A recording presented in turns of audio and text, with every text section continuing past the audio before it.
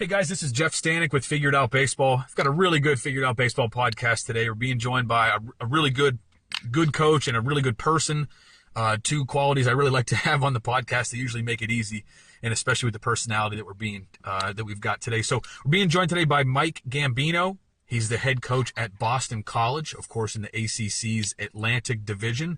I'll give you a quick background on Coach Gambino before we jump into questions with him and tell you a little more about where he's been and some of the things that he's done.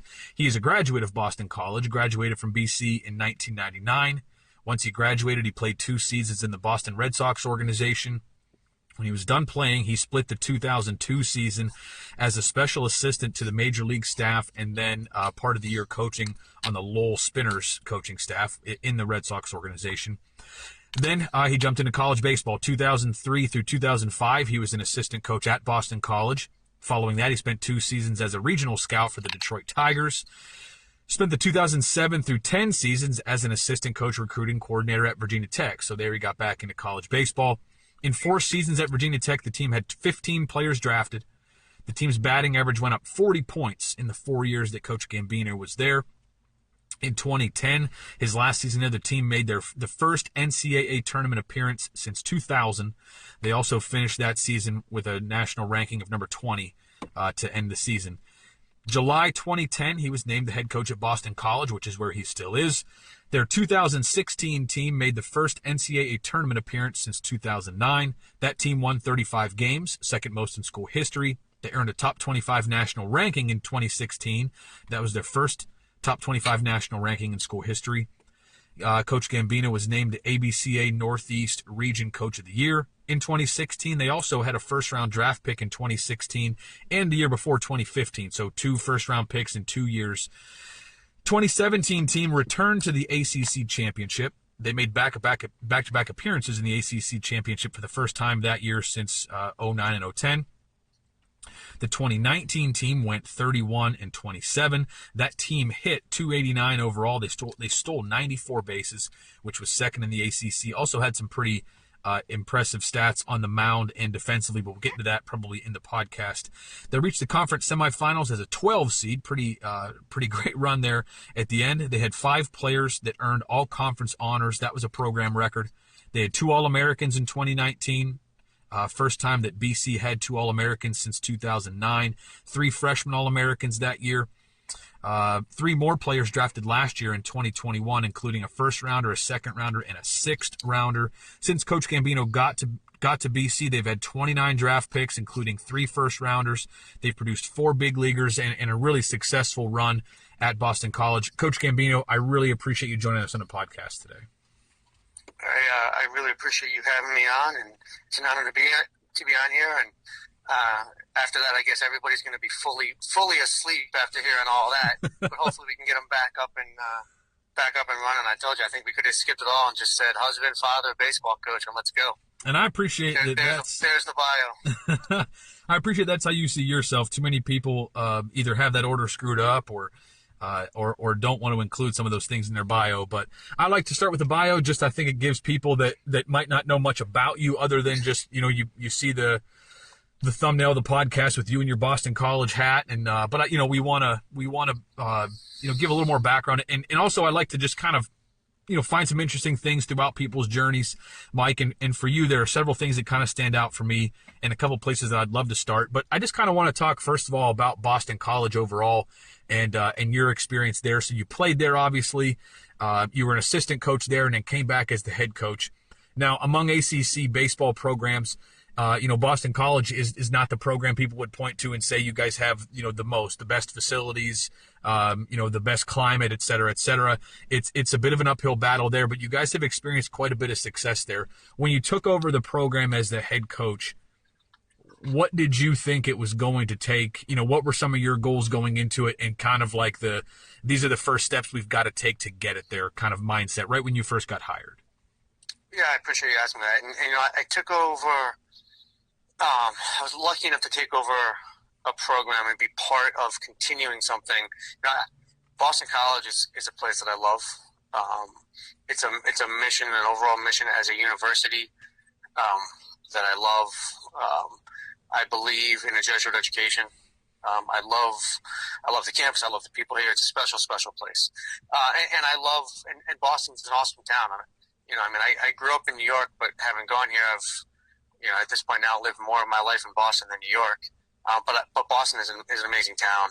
And like I said, this campus and this university is a special, special place. So I knew I was coming back to a place that I loved, but I also knew that we had a lot of work to do. I mean, we had, like you talked about, up until really 4 years ago, we had, probably the worst facility, definitely the worst in the ACC, but some of the worst facilities in college baseball. Underfunded, understaffed, all those things. So I knew that when I got here. So, and I remember Gene DiFilippo was the AD that hired me, and I remember he said, build a program, don't build a team. That was one of the first things he said. And to continue, it's a program that for all of us that had played here throughout the years, we're very, very proud of it, but also wanted more. And so I knew I was going to have to, help push the envelope a lot of ways, both as far as continuing to put out, or just start to consistently have high draft picks coming out of here. We knew we were going to have to, consistently win here to kind of build that, and also consistently raise money and sort of explain the vision both internally and externally of what we thought we could do. So you sort of had, in a lot of ways, when I got here, the initial 5-year plan was work really hard to get this roster competitive and consistently competitive, and get some high draft picks out of there. The next 5 years would be hopefully getting a facility built. And that's kind of where a lot of my energy and effort and focus was going. I mean, you talk about that, and that we were. You look at 15 with a couple weekends left. Chris Shaw, our first rounder, broke his hammy. Jeff Burke was our Friday night guy. He blew out. And then our first baseman and 3-hole hitter. We had a 3-hole hitter or a 4-hole hitter, and our Friday night guy get hurt within like a week and a half period. So we went from legitimately having a chance to host a regional that year. We were in conversations with the Fenway about the chance of hosting a regional in Fenway, to like missing everything. So that was 15 and 16. We're one win away from Omaha. You talked about some of those other years. We were, a bubble team in 17, a bubble team in 19. Obviously 20 didn't happen, and with COVID and everything. But so we sort of got to the point where we were on the verge and had draft picks. But then the next key was getting that facility built and being able to build a stadium 4 years ago and open up the Harrington Athletics Village, and then this past November moving into. We're adding, what was called Phase 2, which eventually got named when we opened it, the Pete Frady Center next to our field. Now we've got to a spot where we're starting to have some history, like you said, of major leaguers coming out of here, and everybody knows and understands that. And we have, we're going to have a potential, there's a bit of a potential for another first-round pick this year, and there's a couple more potential first-round picks on the team going forward. And, and this idea that we can compete. We'll have a chance to go to Omaha here and chance to host regionals. Those are real things that we can talk about every year in this program now and going forward. And we're not where we want to be yet, but it's a fun build as far as building a program. And like you said, there are a lot of things that people would look at. People look at the weather as a disadvantage for us, but at the same time, that also means you get to live in Boston and experience Boston and have a world-class city, right outside the gates of our campus. And I say this to all the kids that we're recruiting: if you don't want to play in the cold weather, then you better tell the Red Sox and the Yankees and the Mets and the Tigers and the Cubs. You tell all those teams at big league, tell them not to draft you, because if you want to play in the World Series, most year the World Series is going to be in cold weather, and we're a little spoiled up here in Boston in the last 15 or so years, but we're kind of used to playoff baseball being in Boston, and we love cold playoff baseball. So for the kids that we recruit, cold weather. If cold weather is an issue, then they're probably not the kid for us. I think that's the case. With all players, even players that you might be recruiting from the South. Sometimes you have to recruit a certain type of player. And in my experience, being at some northern schools was kind of that. Like if you can't if you're not tough enough to play in this kind of weather, then you're probably not a good fit for our program anyway. Even if you wanted to come here, it probably wouldn't work out. Mike, I want to ask you a little bit about the future of BC, and not to make this a promo for the program or anything, but where do you and your assistant coaches, the conversation that you guys have, what are your realistic expectations, for the next couple years? What do you think that people can expect from Boston College baseball over the next, 2, 3, 4 years? Yeah, I'm excited about it. I'm really, really excited about where we are. I mean, we hired a pitching coach this year, Kevin Vance, who I think is going to be a superstar, both as far as developing pitchers and recruiting.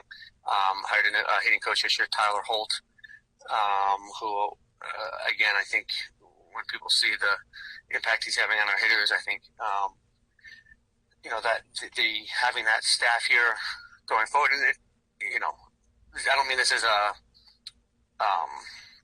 knock or say anything about the coaches that we've had here before, because I think I've been very, very lucky to have great assistants here throughout my career. But as we're talking about going forward, these are the two guys here with us going forward. And, I think what we're going to be able to see is I think it's going to be a team, we talk about, being in regionals, being in postseason, hosting regionals, chances to go to Omaha. I mean, this is going to be a program that is going to have a chance to go to Omaha and have a chance to have regionals. That idea of a Boston regional we talk about, we know it's coming, and we're excited about it. But we believe we'll be hosting a regional here in the Harrington Athletic Village. I'm not going to put a year on it, but in the near future. And I do believe, watching long postseason runs. The thing that I'm most concerned, though, as we talk about that and you talk about what we can expect going forward, the thing that I care about most, we talk to our guys about, is, if you watch us play, I want you to see a team that plays harder than everybody else, that plays smarter than everybody else, and has more fun than everybody else. So I want what people to expect is I want them to come and expect, enjoying watching us play, enjoying watching these boys play, and be able to see how much they love this program and how much they love playing here. And I think if we can do that and do that really, really well every day, then the other long-term goals, the dog piles, will take care of themselves. It's funny that you say that, and just not funny, but about the kind of team that you want to put out there, the kind of product that you want people to come and watch when they watch Boston College baseball. I say this a lot on different podcasts, but college baseball to me is the truest form of baseball that still exists. I think you get into pro ball, and different people have different opinions about the way that Major League Baseball has trended, but with high strikeouts, the 3 true outcomes, and pitchers that are striking out hitters at rates we've never seen before in the big leagues.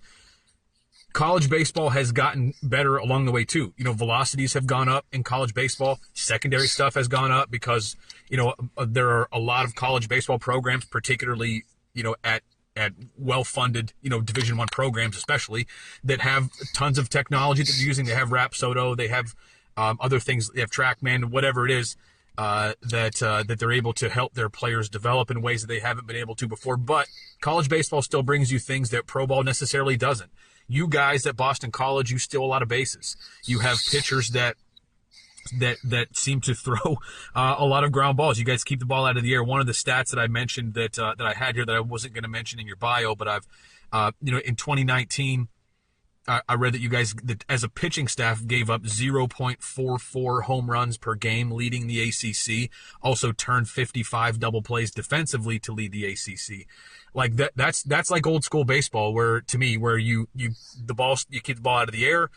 You get a lot of double play balls with ground balls. You have a defense that can play behind the pitchers, and those are fun things to me to watch in college baseball, that there's still that aspect. You still do steal bases. You still see a lot of action on defense and on offense. And it's not all about walks and strikeouts and trying to hit a bunch of home runs. Those things are great, but that's not always the way that college baseball is built. Do you guys recruit for that style of baseball and the high batting average as well? You guys have your teams in the past, both at Virginia Tech and Boston College, offensively have hit for high batting average. Do you guys recruit that way for as far as the defense goes? Are you trying to recruit really good defenders up the middle so that pitchers can be confident keeping the ball on the ground and not being afraid of contact? Do you recruit pitchers that are anything in particular? Maybe you throw a lot of strikes. Maybe you have good sinking fastballs, good two-seamers that are going to produce a lot of ground balls. Do you recruit offensively guys that you feel like are kind of well-rounded hitters as opposed to having like one really loud tool? Kind of interested in the recruiting part of things, and if you had those stats because that's who kind of showed up, or if you had those stats because on purpose because you recruit that type of player on purpose. Yeah, I think there's a lot to unpack in that. I think I'll touch on two things. One, as far as the tech and where the game is going, the science now and the tech, and we do rely on that heavily. We have a great team of students that help us out as well besides our staff. I guess one of the amazing things about Boston College is we've got really, really smart kids here, both on our team and in the general student body. So to have the student workers helping our staff pour through these analytics that we have and the tech that we have access to, that we're lucky enough to have access to, is awesome. We have generally been very, very aggressive in things like shifting, use of analytics, and right. So those things I think are valuable, but what I never want to get lost in, something that was really important to me in talking, say, to Kevin Vance in the hiring process, and a lot of the people I talked to throughout the process of hiring a new pitching coach, is that I don't ever want the art of pitching to get lost in the science of pitching, and I think it is a little bit. And I think about that can be somewhat true in the game in general a little bit, where we not to get too philosophical, but I think sometimes we're confusing. And I'm not pretending that I have wisdom, but I think as far as where we're listening, we're sometimes confusing knowledge with wisdom, and that we can, just because we know what's going on in as far as the science and the spreadsheets and the data and all that stuff, doesn't necessarily equate to what we need to do to help this kid grow, develop, get better. The game is not, it's not Texas Hold'em. It's not rolling dice. It's not spinning a wheel where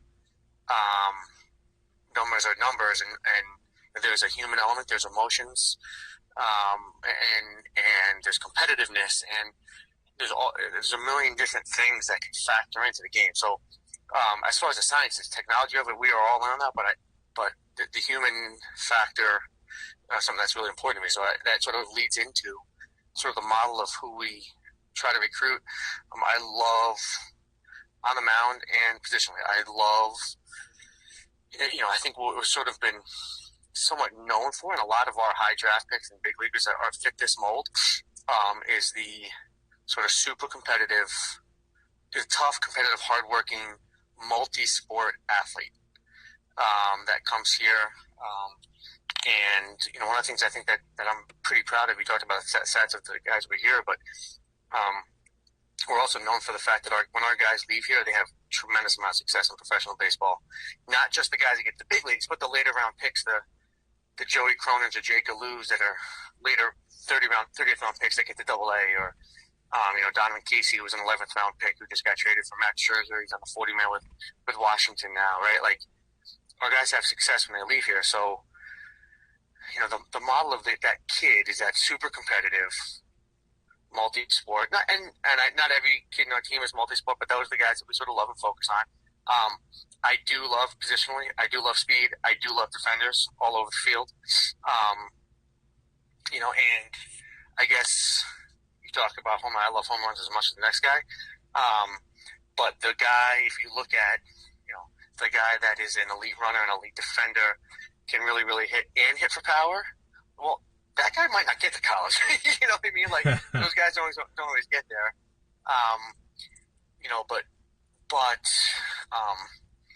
Having a plan, being able to be a really good two-strike hitting team, being able to be a really good situational hitting team, those things are important to me. And being able to pick it up and throw it across, we have always played great infield defense here. And I believe we always will. It's something that's really important to me. You talk about turning double plays, and the fact that we have we make it important that we develop our infielders and our infielders can really play D. And then again, you talk about strikeouts. I like strikeouts. Everybody likes strikeouts, right? But at the same time, the high strikeout, high walk guy doesn't excite me because you're always one rollover, one missed spot away from the score getting changed. So yeah, having guys that can, if your starters are going to go deep in the game, doesn't matter what we're talking about, they're going to need to get some soft contact early in counts. And I think those outs are there in college baseball. I understand why it's, when you're facing Aaron Judge, a walk or a strikeout is all you want, because anytime the ball hits his barrel, it's got a pretty good chance to go out, right? So, like, walk him and move him on is just as fine. It's fine for your program, but we don't face Aaron Judge all the time. And as good as our league is, and it's awesome, and these lineups are scary. There are a lot of guys that can change the score with one swing, but they're still college guys, and I still want to be aggressive, and I still want to attack them. And if we can get soft contact and move and get early outs, then we have a better chance for our starters going late in the game. And I think that philosophy also lends to, you kind of keep the outcome in your hands, your pitcher's hands. If your pitchers execute a pitch, they got a really good chance of getting out of it, or having success. And if they leave a ball right over the middle, well, then you kind of earn giving up that home run as well, I guess, in a sense. Today's podcast is brought to you by Crossover Symmetry. If you want to build cannon arms that stay in top condition all year, check out armcare.com. Developed by Crossover Symmetry, armcare.com measures players' arm strength and range of motion and delivers customized prep, strength, and recovery training based off each player's wellness scores, strength needs, throwing workloads, and fatigue. It gives you the tools to keep your players at their peak all season. So check out the team packages on armcare.com and gain a competitive advantage in player development. Your players will be healthier, throw harder, and win when it counts. CrossoverSymmetry.com. So Mike, I mean, we talked about some of those things you unpacked there. I also, could go several different directions, but I want to ask you a little bit about something you touched on just at the beginning of, or maybe a couple questions ago, about hiring assistant coaches, which is a process that I think transcends baseball. Just, hiring people that are going to work for you, whether it's me as a financial planner hiring an assistant or you as a baseball coach. But I want to ask you about your interview process, because in college baseball, hiring the wrong assistant can put you years behind, right? If you get a couple bad recruiting classes, the way that recruiting goes now and how early guys are getting recruited, that can put you behind for years. If your players aren't being developed when they're on campus, that can put you behind for years. Can we talk a little bit about your process of hiring assistants? Maybe if there are some of the most important questions you ask, or some of the most important characteristics of a guy when you're interviewing him, or maybe even if some of the most important things happen outside of the interview when it comes to the references and what a guy's references are saying about him or her, or whether someone, going into an interview, if that's really one of the most important things, someone who's you already have a feel for who they are as a coach and as a person. But can you talk a little bit about your hiring process and maybe some of the most important things to you when it comes to sorting out? I'm sure you get hundreds and hundreds of applicants, and I don't know whether you're even looking at those or you have some guys in mind, but can you talk about that process a little bit and how you handle hiring assistant coaches? Yeah, so I guess I'll start with talk about characteristics and kind of touch the first. Number one, to me, the first most important qualification is integrity. And if you think about what it is, what I believe we're actually doing, and this is not saying, I want to win baseball games, and we all want to win baseball games, and go to Omaha. It doesn't mean that winning is not important, but ultimately what we're doing here is we're helping to raise kids. I think that's critically important to remember, and you're helping them. It's important to me with all of our guys that play reach their potential as a person, reach their potential as a student, and reach their potential on the baseball field. And I know we're talking a lot about big leaguers and high draft picks and all this stuff, but I'm equally as proud of our former players who are out there that are, whether they're financial planners like you are, or guys that are in law school or in sales or teachers, wherever it is that they're going. We want them to be prepared and successful and prepared to be, on top of that, great fathers and great husbands. I mean, all that is equally important to me. So through this hiring process, in general when I hire is, one, can we have people around our players who care about them, who care about their development on the field, right? Who care about helping them, get glove side better, can help them get the barrel to the baseball better and more consistently. Can they help them do that, but can they help them grow? Because, these our staff and who we are here, and how we're also going to be the guys that the people that these guys go to,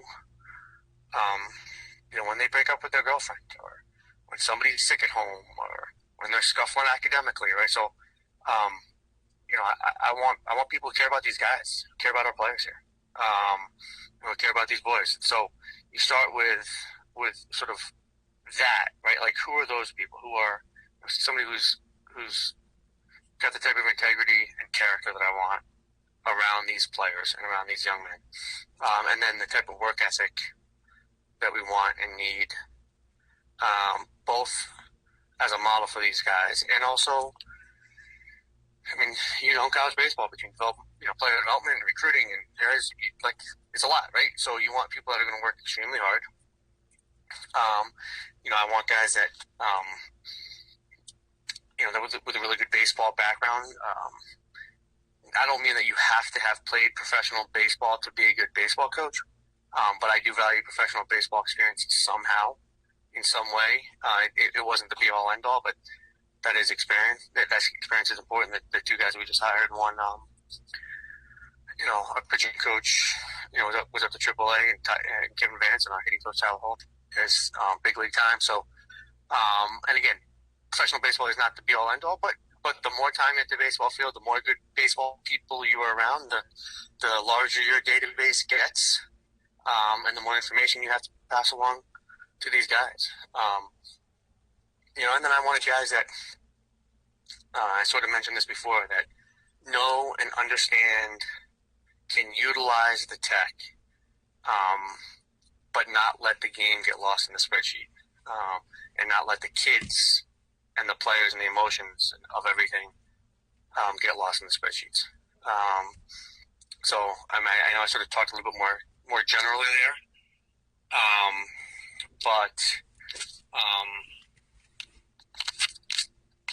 so that was a little bit more of a general answer. And then the process it started with talking to a million people, a million different references. We talked to for both. And this is the first time that I've had two full-time assistants here, which I know sounds crazy in the ACC. But we are program building here. We are catching up, and we talked about the facility, and the staff is getting built out. And I'm very, very lucky and excited and fortunate now to have two full-time assistants here. We had interest from every level of professional baseball, from major league staffs all the way through, and different levels throughout college baseball.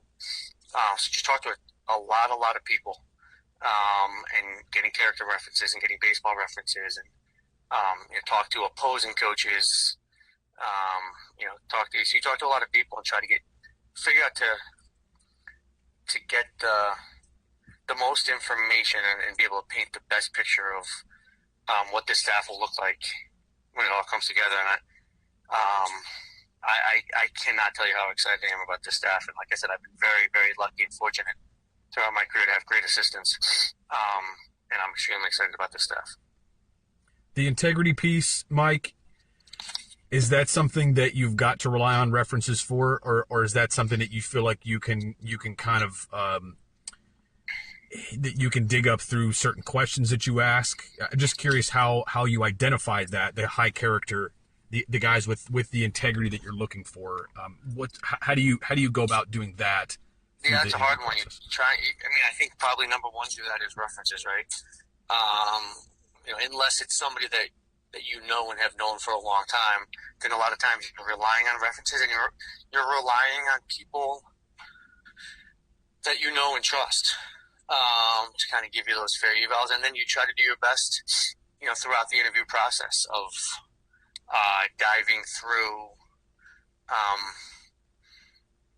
I don't say diving through their personality. I don't know if that really makes sense, but through the interview process of talking to them, and trying to get a feel, and sometimes it becomes easy to see a lack of character, a lack of integrity.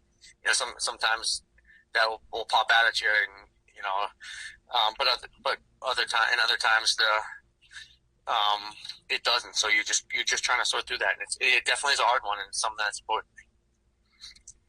Mike, the last thing I want to talk to you about is just about being an ACC head coach and being a dad of a couple young kids. And you said right at the beginning of the podcast, and you said before we recorded as well, you've said several times how important it is for you to be a father and a husband in addition to a baseball coach. And I don't know if it was on purpose. I'm guessing that it is, because you've probably said it a bunch of times, but both times when you've said this, you said it in that order: father, husband, baseball coach. So obviously, I know you have some things today with your family that you're going to be doing after this podcast, but I know that's a big part of it for you, just from the short bit that we've talked. How do you balance that? How do you balance being a dad to some little kids who, they want dad around. They're not concerned whether you guys are winning the ACC championship. They want dad around. How do you do that? Are there certain times of the year where, obviously certain times of the year you're not going to be able to, you won't be able to be home as much because of road trips, other things like that. Are there other times of the year where you're putting some extra time and effort into that? Or is it something that, like, are your kids hanging around the field or whatever it is? Just how do you kind of accomplish your goal of being the dad that you want to be while also being the ACC head coach that you want to be? It's a very, very demanding job for people who've never been on that side of things and never, don't know coaches at this level. To be a coach at that level, especially a head coach, I mean, it's so demanding of your time, and it never ends. Like, you go home and your phone continues to ring and buzz with phone calls and texts from recruits or from other coaches or, whoever, guys that are on your team right now. How do you balance that and be the dad that you want to be?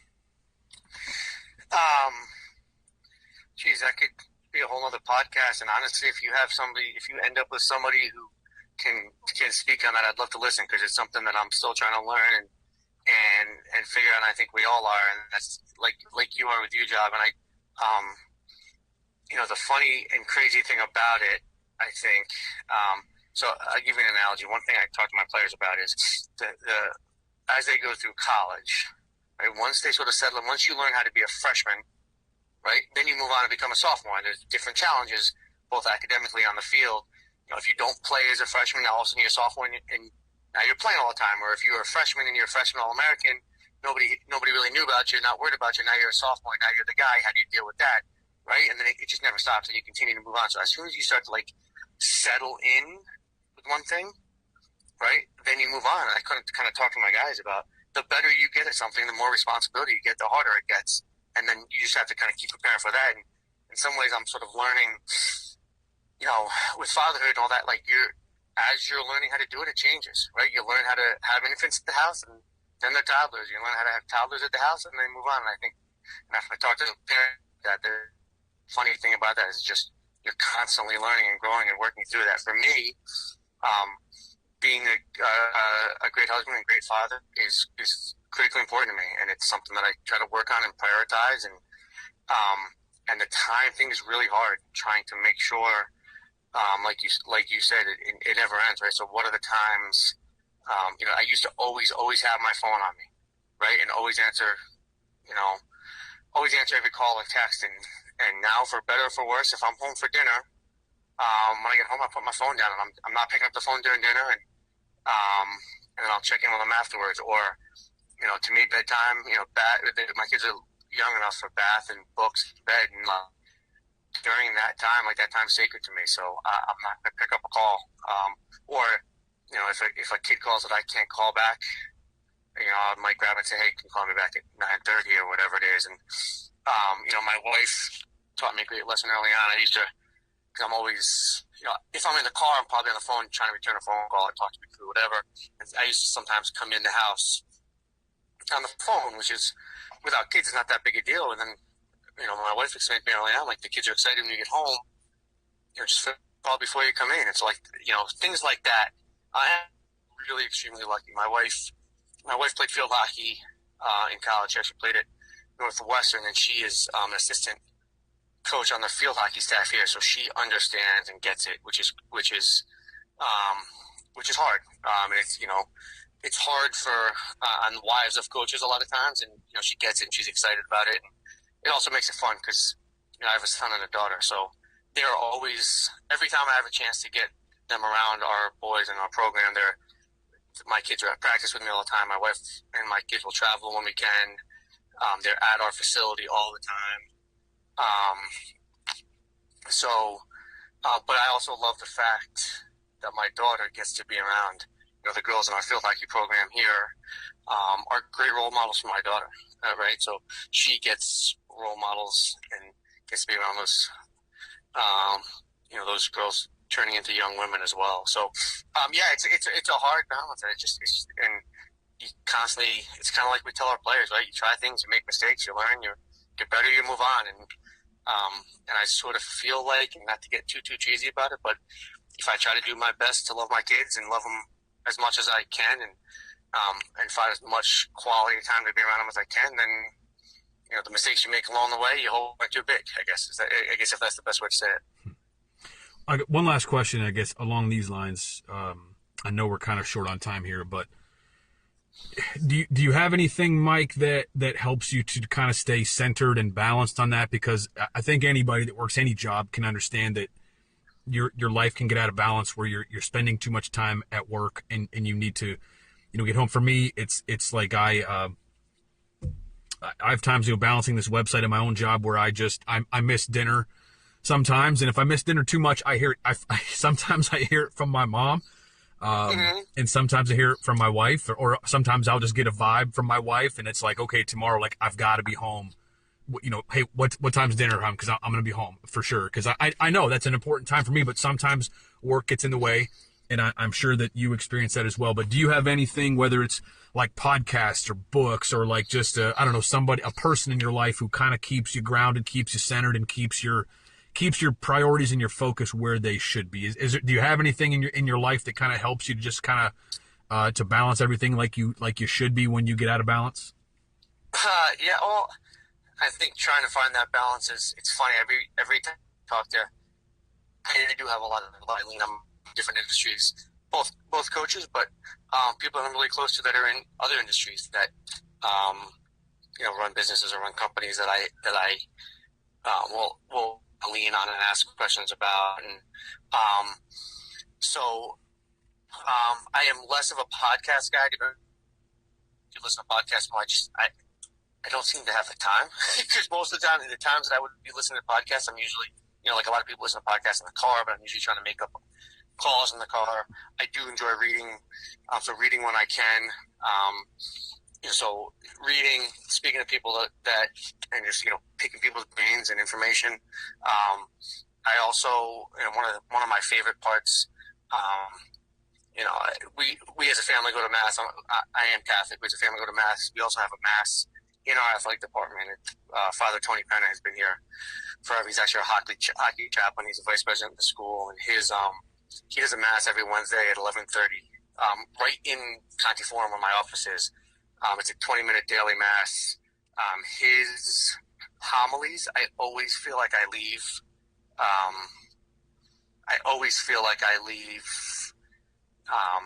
A better person, and with a point and an idea of something that I feel like I can do. Like, that's something that's really important to me.